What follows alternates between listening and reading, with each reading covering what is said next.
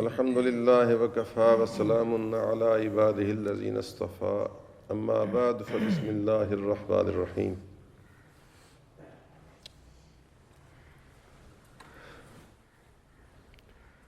کل میں نے عرض کیا تھا کہ سیدنا امام احمد بن حنبل رحمۃ اللہ تعالی علیہ جو فقہ میں چوتھے امام ہیں اور ایک کثیر طبقہ امت کا ان کا پیروکار ہے، جن میں حضور غوث اعظم رضی اللہ تعالیٰ عنہ جیسی ہستیاں بھی شامل ہیں، تو اور بخاری اور مسلم اور ابو داود جیسے محدثین ان کے خوشہ چین ہیں۔ ان کو اللہ تعالیٰ نے بہت بڑے امتحان اور آزمائش میں بھی ڈالا۔ کل میرا فکرہ تھا وہ کلیم بلا و ابتلا کے تاجدار ہیں، یعنی آزمائش اور امتحان کی سلطنت کے بادشاہ ہیں۔ یہ بھی ایک سلطنت ہے جو امام حسین رضی اللہ تعالیٰ عنہ کے قبضے میں آئی تھی ایک امتحان سے گزرنے کے بعد۔ اس طرح ان پر بھی ایک امتحان واقع ہوا تھا۔ اصل میں رسول خدا صلی اللہ علیہ وسلم کے دور میں آپ صلی اللہ علیہ وسلم مرجع علم و عمل تھے، جس کو جو چیز پوچھنا ہوتی حضور سے پوچھ لیتا تھا، اور صحابہ کا ایمان سادہ اور پختہ تھا، اس میں منہ شگافیاں نہیں تھیں، یعنی بال کی کھال نکالنے والے معاملات اس میں نہیں تھے۔ لیکن بعد میں امت میں شیطان کے اثرات سے، نفسانی خواہشات کے اثرات سے اور دیگر قوموں کے ساتھ ملنے جلنے اور ان کے تہذیب و تمدن کے اثرات سے اور ان کے جو مروجہ علوم و فنون تھے پہلے والے، ان کے اثرات سے دین میں بھی بڑے رخنے پیدا ہوئے۔ اگرچہ کچھ چھوٹے موٹے فائدے بھی ہوئے، لیکن رخنے زیادہ پیدا ہوئے اور فرقہ بندیاں پیدا ہوئیں، اور نئے نئے مسائل پر شیطان کے ایجنٹوں نے نئے نئے خیالات پھیلانے شروع کیے، جس طرح آج کل بھی ہو رہا ہے۔ تو یہ فرقہ بندیاں حضور کے زمانے میں نہ تھیں۔ آج لوگ کہہ تو دیتے ہیں بعض نام نہاد ریفارمرز، مصلحین، کہ یہ مولویوں نے یہ فرقہ بندیاں بنائی ہیں۔ نہیں، ایسی بات نہیں ہے۔ صرف مولویوں نے فرقہ بندیاں نہیں کی ہیں، یہ جن کو وہ تم سکالر کہتے ہو نا، ان لوگوں نے بھی بہت زیادہ پیدا کی۔ یہ یونیورسٹیوں کے پڑھے ہوئے، انگریز کے اثرات سے متاثر، اس طرح پہلے زمانے میں بھی۔ تو صدر اول میں تو اس طرح کی چیزیں نہیں تھیں، یعنی ابتدائی رسول اللہ کے بعد ملحقہ زمانوں میں، اور اسی میں زیادہ بزرگان دین بھی پیدا ہوئے۔ لیکن بعد میں آہستہ آہستہ طرح طرح کے خیالات عجیب و غریب پیدا ہونے شروع ہوئے، اور نئے نئے مسائل، اس پر نئے نئی سوچیں اور نئے نئے ضد بازیاں اور نئے نئے فرقے، حتیٰ کہ حضور غوث پاک جو 471 میں پیدا ہوئے یا 470 میں، انہوں نے بھی ہجری میں انہوں نے 72 فرقے اپنے دور کے گنے ہیں، جو حضور نے فرمایا تھا کہ 72 فرقوں میں بٹ جائے گی میری امت، تو انہوں نے اپنے دور میں گنے ہیں۔ اس کا مطلب تو پھر اور زیادہ ہو جانے چاہیے۔ ویسے یوں بھی ہوا کہ کئی پہلے والے مٹ گئے اور نئے پیدا ہو گئے، اور ان سے ملتے جلتے خیالات ان میں بعض کے ہیں، وہ جو ہم سر پیٹتے ہیں کہ اللہ کے بندو، صحابہ کرام اور اہل بیت کے ان نظریے پر قائم رہو، اور اکابر امت جو کہہ گئے اسی پر قائم رہو۔ تو یہ نئے نئے جھگڑے پیدا کرنے، کسی نے کہا جی جو کچھ کرتا ہے بندہ ہی کرتا ہے، ایسے ہی کہہ دیتا ہے کہ اللہ تعالیٰ نے کا حکم تھا، تو وہ ایک فرقہ بن گیا قدریہ، ایک فرقہ بن گیا جنہوں نے کہا نہیں جی جو کرتا ہے اللہ ہی کرتا ہے، بندے کا کیا قصور ہے، وہ بن گیا جبریہ کہ بندہ تو مجبور ہے۔ اس طرح کسی فرقے کے خیالات غیر مناسب جھگڑوں میں الجھ گئے، کسی کا یہ جو قرآن مخلوق ہے،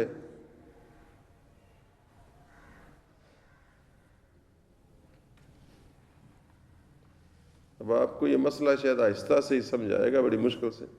قرآن مخلوق ہے یعنی پیدا کیا گیا ہے، اور جو رسول اللہ کے انداز میں سوچتے تھے ان نے کہا کہ قرآن مخلوق نہیں ہے، غیر مخلوق ہے، اللہ تعالیٰ کی صفت ہے، اور اللہ کی کوئی صفت کسی کی پیدا کی ہوئی نہیں۔ اس طرح نئے نئے خیالات، رسول اللہ صلی اللہ علیہ وسلم نے ان میں سے بعض خیالات سے اپنی زندگی میں روکا بھی تھا۔ آج بھی رسول اللہ صلی اللہ علیہ وسلم کا یہ ارشاد یاد رکھنا چاہیے کہ آپ نے فرمایا ہے کہ تقدیر کے بارے میں بحث اور جھگڑا نہ کرو۔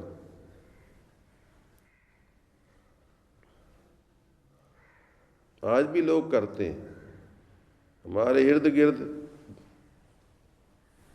جاٹ لوگوں میں بھی اور پروفیسروں میں بھی جب بیٹھو یہی جھگڑا۔ کوئی کہے گا جی پھر جب اللہ نے ہر شے لکھ دی تھی تو ہمارا کیا قصور؟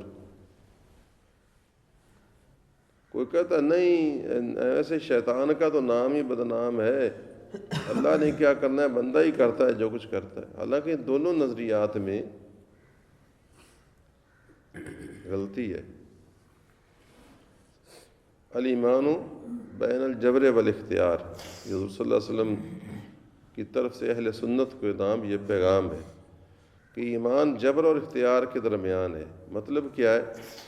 خالق تو اللہ تعالیٰ ہر شے کا ہے، امر تو اسی کا رواں دواں ہے، لیکن ظاہر میں بندے کو بتایا تو نہیں نہ گیا کہ تو نے کیا کرنا ہے، ہم نے تیرے بارے میں کیا لکھا ہے۔ اس کو آنکھیں دی ہیں، دل دیا ہے، دماغ دیا ہے، ہاتھ پاؤں دیے ہیں، بظاہر اس کو اختیار دیا ہے، تو اپنا اختیار اچھی طرح استعمال کرے، بس موٹی سی بات ہے۔ کیوں جی؟ تو اس میں جھگڑوں میں پڑھنے سے حضور نے روکا، کیونکہ اگر ہم یہ کہیں کہ اللہ تعالیٰ کو تو پہلے کوئی پتہ ہی نہیں تھا، تو بندہ ہی جو کرتا ہے تو کرتا ہے، تو یہ بھی بالکل غلط۔ اللہ تبارک و تعالیٰ کی ذات میں پھر عیب اور نقص پیدا ہو جاتا ہے علم کا۔ تو اس طریقے سے اور بھی بہت سارے مسائل ہیں، جس طرح آج کل بھی ملتے جلتے، کیا کروں بات لمبی ہوتی ہے، جھگڑے چل رہے ہیں۔ یہی نور بشر کا ہی دیکھ لیں، صحابہ کرام نے کبھی اس موضوع پر جھگڑا نہیں کیا کہ حضور نور ہیں کہ بشر ہیں، نہ اس کی ضرورت تھی، لیکن ہم نے ہندوستان والوں نے خام خواہ ایجاد کر لیے، دو گروپ بنا لیے، ایک نے بشر پر زور دینا شروع کر دیا، ایک نے نور پر زور دینا شروع کر دیا۔ یہ صحابہ کا نام تو جھگڑا نہیں تھا، اور نہ یہ جھگڑا ہے، یہ بنایا گیا ہے، سمجھے ہو نا؟ یہ ایجاد بندہ ہے۔ میں اس پر کئی مرتبہ آپ کو سمجھا چکا۔ میں کسی اہل حدیث سے، دیوبندی سے سوال کروں کہ نبی پاک صلی اللہ علیہ وسلم نور تھے، یعنی روشنی تھے، نور تھے کہ ظلمت تاریکی تھے، اندھیرا تھے، تو کیا جواب دے گا؟ ہے اس کی مجال کہ کہے گا حضور ظلمت تھے، اندھیرا تھا، حضور نور تھے، خود بخود کہے گا، تو جھگڑا مٹ گیا۔ اس طرح کسی بریلوی سے کہو کہ نبی پاک صلی اللہ علیہ وسلم جن تھے کہ انسان تھے، خدا تھے کہ بندے تھے، تو خود بخود کہے گا انسان تھے، جھگڑا مٹ گیا۔ تو پھر جھگڑا کیا ہے کہ نہیں؟ جب جھگڑا بڑھا تو اہل حدیث گروپ وغیرہ نے اس پر زور دینا شروع کر دیا کہ دیکھو قرآن کریم کی فلانی آیت میں آتا ہے انما انا بشر مثلکم، جب مثلکم کی آیت پر آئے تو اور خباثت ظاہر ہو گئی۔ کیا؟ پہلے تو بشر پر رکے ہوئے تھے، اب بشر مثلکم پر آ گئے جی کہ تمہارے جیسا بشر ہوں۔ کوئی آیت میں تو اس طرح آتا ہے، اب ثبوت تو قرآن سے لانا تھا، تو قرآن کریم سے یہ آیت ملی ان کو، تو وہ اور دو سیڑھیاں نیچے اتر گئے کہ بشر مثلکم شروع ہو گیا۔ حالانکہ بشر مثلکم تو انہوں نے کافروں کو کہا، اور اس مقصد کے تحت نبی پاک نے نہیں فرمایا تھا کہ میں تمہارے جیسا ہوں، یعنی گویا حضور نے جس مقصد کے تحت فرمایا تھا اس مقصد ہی فوت کر دیا۔ آپ نے تو اس لیے کہا تھا کہ ظالموں میں کوئی تمہیں یہ نہیں چاہتا کہ مجھ کو مانو اور بادشاہ بنا لو یا اپنا کوئی مجھ کو پوجنے لگو، میں تو تمہارے جیسا انسان ہوں، میں تو تمہیں اللہ تعالیٰ سے ملانے کے لیے بات کر رہا ہوں۔ تو ان کا مقصد اور تھا، اس آیت کے اترنے کا مقصد ہی اور ہے، تو اس کی بجائے اپنا مقصد شروع کر دیا پیدا کرنا۔ تو اسی طرح اللہ تعالیٰ کا قد جاءکم من اللہ نور کہنے کا مقصد یہ نہیں تھا کہ ثابت کرے کہ میرا نبی جو ہے وہ انسان نہیں ہے، بلکہ مقصد یہ تھا کہ یہ نور ہے، روشنی ہے، اس سے استفادہ کرو، فائدہ اٹھاؤ۔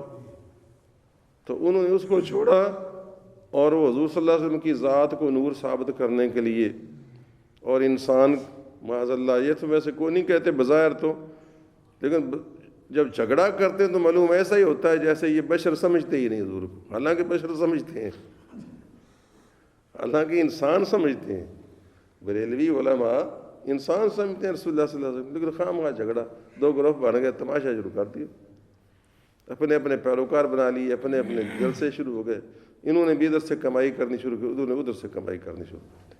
تو اس طریقے سے یہ معاملات بگڑتے ہیں۔ تو رسول اللہ صلی اللہ علیہ وسلم نے ایسی منہ شگافیوں سے روکا تھا۔ اسی طرح دیگر پہ یہ بھی اب ایک موضوع تھا کہ قرآن مخلوق ہے یا غیر مخلوق، اب تمہیں اس سے کیا لینا؟ تمہیں تو اللہ تعالیٰ نے اپنا کلام موجز نظام عطا کیا کہ اس پر عمل کرو، وہ عمل تو ہے نہیں، اور نیا جھگڑا شروع کر۔ یہ مامون الرشید کے زمانے میں ہوا بغداد میں، اور بہت سارے عقل پرست لوگوں نے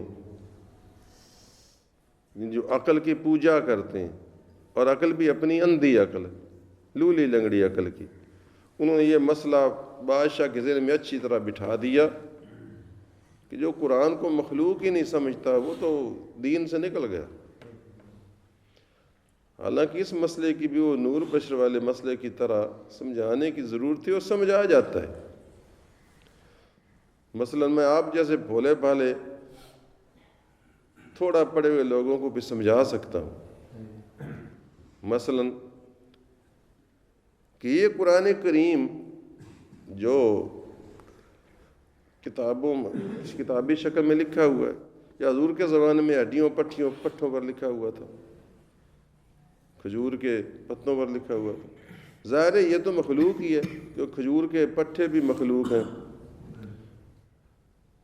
اور اونٹ کی ہنسلی کی ہڈیاں بھی اللہ کی پیدا کی ہوئی ہیں، اور پتھر کے ٹکڑے بھی اللہ کے پیدا کیے ہوئے ہیں، ان پر جو لکھنے کا عمل ہے وہ بھی، لکھنے والا بھی مخلوق، اور اس کا لکھا ہوا بھی اللہ کی مخلوق۔ سمجھ آ گئی؟ لیکن اس حیثیت سے کہ وہ اللہ کا کلام ہے اور اللہ متکلم ہے اس کا، تو اللہ تعالیٰ کی ہر صفت جو ہے وہ دائمی ہے اور باقی ہے، اور اللہ تعالیٰ کا جو علیم ہونا ہے وہ کسی نے پیدا نہیں کیا اس کو علیم، وہ خود بخود ہمیشہ سے علیم ہے۔ اس طرح اس کا کلام بھی ہمیشہ سے ہم تک پہنچے، بعد میں پہنچا رسول اللہ کے ذریعے، لیکن اللہ تعالیٰ کا کلام اس طرح نہیں کہ پہلے نہ ہو پھر ہو، جس طرح ہم، کہ اللہ تعالیٰ کی صفتیں اور ذات ہم پر قیاس نہیں کی جا سکتی۔ اب اللہ تعالیٰ ہاتھوں کے بغیر پکڑتا ہے، پھر کیا ہوا؟ وہ آنکھوں کے بغیر دیکھتا ہے، تو کیا تم پھر اگر آنکھیں مانو تو پھر تو مخلوق ہو، پھر اللہ بھی مخلوق بن جائے گا معاذ اللہ۔ تو معلوم ہوا کہ اس حوالے سے کہ وہ اللہ کا کلام ہے، وہ غیر مخلوق ہے، کہ اللہ تعالیٰ کی کوئی صفت بھی کسی کی پیدا کی ہوئی نہیں ہے۔ سمجھ آ گئی بات؟ تو اس میں کوئی جھگڑے کی بات ایسی تھی نہیں، مگر انہوں نے کہا جی کہ قرآن مخلوق ہے، اور جب ضرورت پڑتی تو اللہ تبارک و تعالیٰ وہ ارشاد فرماتا تو گویا نئے سرے سے وہ پیدا ہوتی ہے۔ تو اس قسم کے مضامین جو تھے وہ بادشاہ کے ذہن میں بٹھا دیے معتزلہ نے اور اس قسم کے لوگوں نے، اور بادشاہ نے اپنے اس گندے نظریے کو زبردستی امپلیمنٹ کرنے کی، اس کو نافذ کرنے کی ٹھان لی۔ حالانکہ نافذ کرنا ہے تو قرآن کریم کے نظام کو نافذ کرو، نبی کی سنت کو نافذ کرو۔ نہیں، یہ میرا نظریہ جس کو مانے سارے علماء، یہ نظریہ میرا ہے اور اس پر جس سے میں متاثر ہوں یہ۔ تو اس پر امام احمد بن حنبل رحمۃ اللہ تعالی علیہ کا یہ دور تھا ان کا، تو ان بزرگوں نے اس سے اختلاف کیا، مناظرے بھی کروائے گئے، آپ بحمد اللہ تعالیٰ سب پر حاوی رہتے، لیکن آپ جانتے ہیں کہ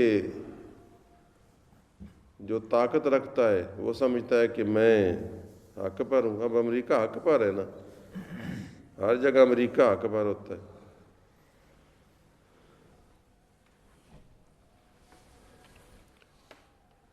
چنانچہ امام احمد بن حنبل رضی اللہ تعالیٰ عنہ پر بے انتہا سختیاں کی گئیں، قید و بند کی صورتیں دی گئیں، لیکن آپ کا پائے سے بات نہیں ڈگمگایا۔ کئی لوگ اس وقت کے بعض علماء آج جن کا نام بھی نہیں ہے وہ اس کے ساتھ مل گئے، کوئی ڈر کے مل گئے، کوئی کس طرح،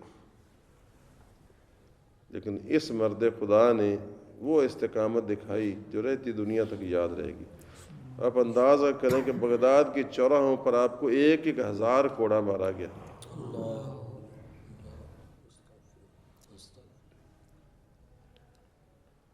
اتنی بڑی ہستی کو، لیکن آپ نے اس کا پائے بات ڈگمگایا نہیں، آپ نے اس کو برداشت کیا۔ آپ کے جسم پر زخموں کے کوڑوں کے نشان پڑ جاتے تھے، قید و بند میں پڑتے رہے۔ بہت سارے بزرگوں نے آپ کی اس استقامت کو خراج عقیدت پیش کیا، قید میں بڑا عرصہ رہے اور طرح طرح کے ظلم و ستم آپ پر روا رکھے گئے۔ آپ کو فتویٰ دینے سے، علم پڑھانے سے روک دیا گیا،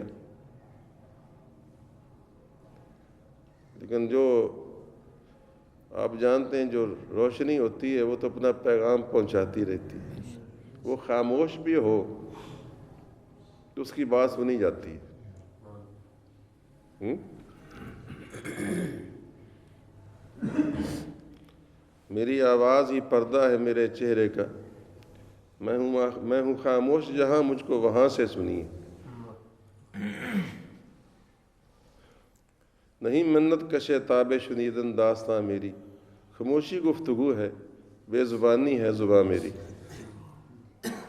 انہیں میری نگاہ شوق میرا مدعا کہہ دے، میرے منہ سے تو حرف آرزو مشکل سے نکلے گا، تو منہ سے حرف آرزو نہ بھی نکلے تو نگاہ شوق بتاتی رہتی کہ یہ کیا کہہ رہا ہے۔ اس وجہ سے خاموشی گفتگو ہے، بے زبانی ہے زباں میری۔ تو ان کو جو چپ کرایا جاتا تھا اس کی چپ کی بات تو اور زیادہ پھیلتی تھی۔ میرا بھی اپنا ایک شعر کے شام میں، راز عشق چھپایا میں نے خاموشی کے دامن میں۔ اب لوگوں میں خاموشی کے افسانے سے پھرتے ہیں کہ میں نے تو راز عشق چپ میں چھپایا تھا کہ میں چپ رہوں گا تو میرا راز عشق کا پتہ نہ چلے گا، لیکن اب لوگوں میں میری چپ کی کہانیاں چلی ہوئی کہ یہ چپ کیوں ہے۔ ظاہر ہے یہ چپ کیوں ہے وہ ساری بات خود بخود وہ نکال لیتے ہیں۔ تو حضرت کی وہ چپ 1000 داستانوں سے بڑھ کر تھی۔ بہرحال لیکن آپ چپ کب ہونے والے تھے؟ صبح جب نمودار ہوتی ہے تو تاریک مکانوں کے اندر باریک سوراخوں سے اپنا پیغام پہنچا دیتی۔ یار لفظوں پر غور کر لی، اگر میں بنا کر نہیں لا، تاریک مکانوں میں باریک جھرنوں سے، سوراخوں سے اپنا پیغام پہنچا دیتی۔ فیض احمد فیض نے، ادھر طبیعت آ گئی پتہ نہیں کیوں، فیض احمد فیض نے جیل کی بند کوٹھڑی میں کہا تھا چمک پڑے جو سلاسل تو میں نے سمجھا ہے، بند کوٹھلی کے روشن دان سے روشنی آتی تھی نا، تو وہ زنجیریں جن سے بندھا ہوا تھا وہ نظر آنے لگتی تھیں، تھوڑی تھوڑی چمکنے لگتی تھیں، ہوتی بھی وہ ذرا سفیدی مائل ہوتی ہیں نا، لوہا چمکدار ذرا سنگلیاں، چمک پڑے جو سلاسل تو میں نے یہ سمجھا کہ اب سحر تیرے رخ پر بکھر گئی ہوگی، بجھا جو روزن زندہ تو میں نے یہ جانا کہ تیری مانگ ستاروں سے بھر گئی ہوگی، اب رات آ گئی ہوگی۔ تو میاں پیغام تو ہر جگہ پہنچتا ہے، تو حضرت کی اس تکلیف اور صعوبت سے جو حق کا پیغام تھا وہ اور زیادہ نشر ہوتا جا رہا تھا۔ بہرحال آپ کی عظمت وہاں انتہا کو چھونے لگتی ہے جہاں ہم دیکھتے ہیں کہ حضرت کو جب جلاد کوڑے مار مار کے ایک بار تھک جاتا اور سانس نکالنے لگتا اور ارد گرد دنیا دیکھنے والی ہوتی، تو جب وہ تھک جاتا تو اس وقت آپ زخموں سے چور اور خون سے لت پت یہ کہتے کہ اے لوگوں گواہ رہنا کہ میں نے رسول اللہ صلی اللہ علیہ وسلم کے چچا کی اولاد کو معاف کر دیا، چونکہ مامون رشید عباسی تھا، حضور کے چچا کی اولاد تھا، کہ میں نے بادشاہ کو ستم معاف کیا تاکہ روز قیامت میں نہیں چاہتا میری وجہ سے میرے نبی کے چچا کی اولاد ماخوذ ہو، پکڑی جائے۔ یعنی یہ ادب تھا حضور صلی اللہ علیہ وسلم کے اہل بیت کا، آل پاک کا، اس نسبت کا ادب اتنا تھا۔ ایک موقع پر جب آپ دنیا سے رحلت فرمانے والے تھے، خیر یہ وقت گزر گیا، بادشاہ مر گیا، پھر اس کے بیٹے نے کچھ عرصہ اس کو چلایا لیکن یہ چل نہ سکا، غلط عقیدہ۔ تو آخری وقت میں کسی نے آپ سے پوچھا تھا کہ حضرت جنہوں نے آپ پر ظلم و ستم ڈھائے ان کے بارے میں آپ کا کیا خیال ہے؟ آپ نے فرمایا انہوں نے اپنی طرف سے حق کی حفاظت کے لیے مجھے سزا دی، کہ وہ سمجھتے تھے کہ وہ حق کی حفاظت کر رہے ہیں، یعنی سچے عقیدے کی، اس وجہ سے انہوں نے گویا اللہ کے لیے، کہ اللہ کے دین کی حفاظت کے لیے مجھے تکلیف دی۔ میں امید کرتا ہوں کہ اللہ تعالیٰ بھی انہیں معاف کر دے گا اور میں بھی معاف کر دوں، میں نے تو معاف کر ہی دیا، اللہ تعالیٰ بھی ان کو معاف کر دے گا۔ یہ تو بھئی اور ہی زیادہ عظمت ہے کہ دشمن کے بارے میں بھی اتنی اچھی رائے۔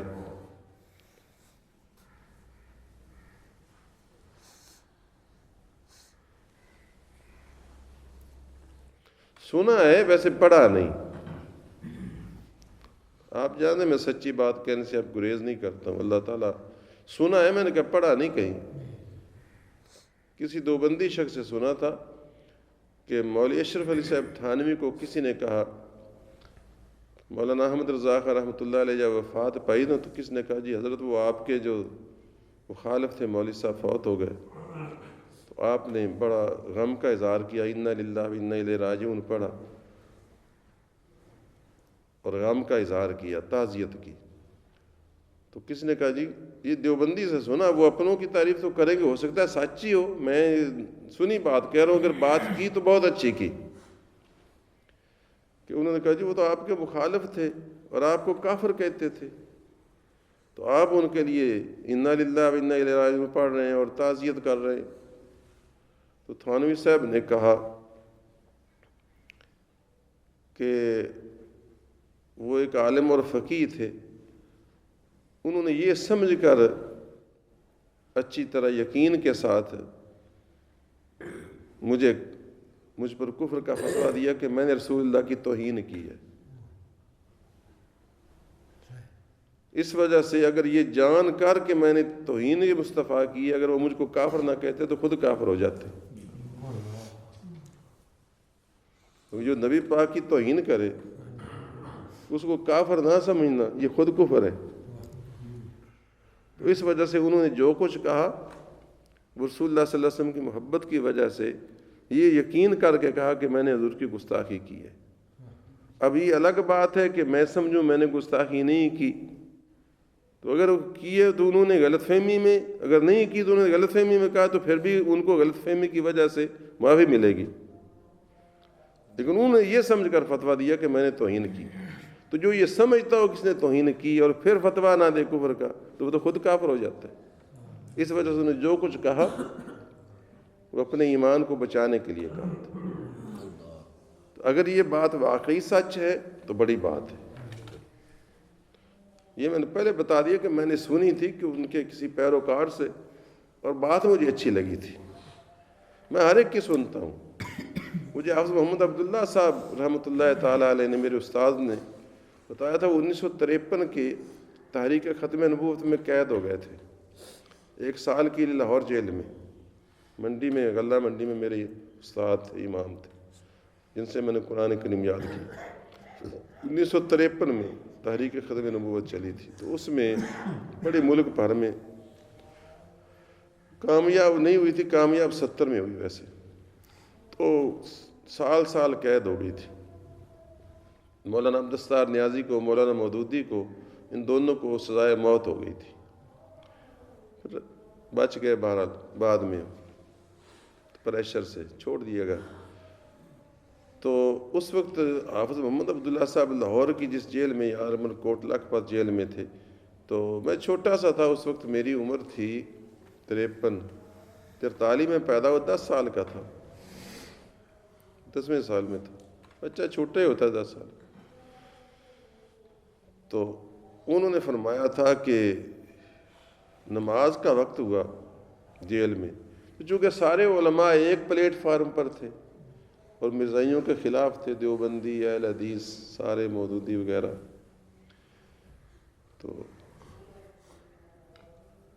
وہ نماز کا وقت آیا، اذان پڑی گئی. اب چونکہ امام معین نہیں تھا، تو جیل کے اندر وہ سارے ایک جگہ بڑے حال میں قید تھے. ہر ایک کو ہتھکڑیاں تو نہیں لگائی جا کہ وہ قتل کے قیدی تو نہیں تھے.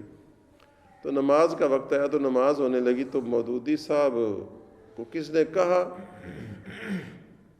شاید یا وہ خود ہی، کیونکہ یہ وضاحت انہوں نے کی تھی کہ وہ مصلی پر جماعت کروانے کے لیے کھڑے ہوئے نا، تو پیچھے سے ایک سائڈ سے آواز آئی. یہ لہجہ نہیں کہا ہے حافظ صاحب نے جو سنا، او مودودی پیچھے ہٹ، تیرے پیچھے ہماری نماز نہیں ہوتی. حافظ صاحب نے یہ کہا، پیچھے ہٹ، تیرے پیچھے ہماری نماز نہیں.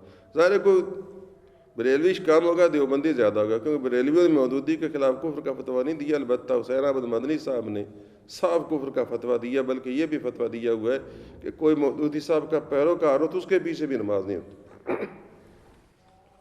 یہ میں بتا دوں کہ ہم پر صرف مولانا احمد رضا خان پر ہی نہ الزام لگایا کرو کہ وہ فتویٰ باز تھے.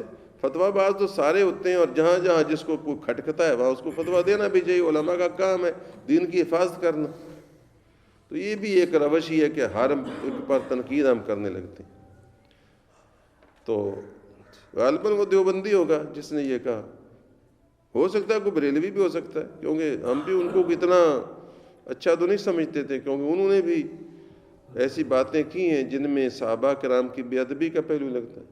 لیکن ہمیں تو حیرت ہوتی ہے، بلکہ ہم ہنستے ہیں کہ اس کو دیوانے بھی کہتے ہیں کہ یہ دیوانہ ہے. یہ انہوں نے رسول اللہ کی بے ادبی کی باتیں لکھ دی ہیں، وہ بھی اس کو کہتے ہیں کہ اس نے حضرت عثمان کی بے ادبی کی ہے، لہٰذا. بہرحال تو جو تعویل یہ اپنے لیے کرتے ہیں اس کے لیے بھی کریں. یہ اس لیے کہہ رہا ہوں کہ یہ ان کے پاس زیادہ پڑھتے رہے نا، ان کی اشارہ ان کی طرف نہ سمجھیں. ویسے ان پر انشاءاللہ ہمارے رنگ چڑھ جائیں گے. یہ تو ان کی خوش قسمتی ہے. یہ وہ ہڈی نہیں ہے جو 30 سال کے بعد اسی جگہ ہو ٹیڑھی کی ٹیڑھی. یہ سیدھی ہو جانے والی مضبوط تھی، بلکہ سیدھی ہو چکی ہے. اگے اللہ تعالیٰ بہتر جانتا. تو میں عرض کر رہا تھا کہ انہوں نے آواز دی کہ مودودی پیچھے ہٹا، تیرے پیچھے ہماری نماز نہیں ہوتی. تو وہ مسکرا کر پیچھے ہٹے اور کہنے لگے کہ آ جائیں آپ، میری آپ کے پیچھے ہو جاتی ہے. مجھے یہ بات مودودی صاحب نے اگر کہی یقیناً یہ تو میرے استاد نے بیان کی نا، اور وہ بریلوی تھے. تو اگر یہ بات مودودی صاحب نے کی تو مودودی صاحب کی عظمت کا میں دل سے قائل ہوا ہوں. اور اگر تھانوی صاحب نے کہی تو میں ان کی بڑائی کا قائل ہوں کہ اس نے بڑی بات کی. حق ناک تو علیحدہ بات ہے لیکن بات بڑی کی. یہی رسول اللہ صلی اللہ علیہ وسلم کو اسوہ حسنہ ہے. تو کاش یہ اسوہ حسنہ ہم سب علماء میں آ جائے اور ہم ایک دوسرے کو برداشت کرنے کا سلیقہ سیکھ لیں اور دوسرے کے موقف پر توجہ کر کے غور سے دیکھیں اور اصلاح کی کوشش کر کے برادرانہ طور پر مسائل کو حل کریں، بجائے اس کے کہ ہم ضد بازی میں اور سر چڑھیں اور گستاخیاں کریں. کوئی اللہ کی کرے، کوئی رسول اللہ کی کرے، کوئی صحابہ کرام کی کرے، کوئی اہل بیت کی کرے، اپنی ضد میں اڑا ہوا. اللہ تعالیٰ اس ضد اور اناج سے محفوظ رکھے. تو حضرت امام احمد بن حنبل رحمۃ اللہ تعالیٰ علیہ نے یہ بہت بڑا ابتلاء اور امتحان جو تھا وہ آپ نے پاس کیا. آخر دعوانا الحمد للہ رب العالمین.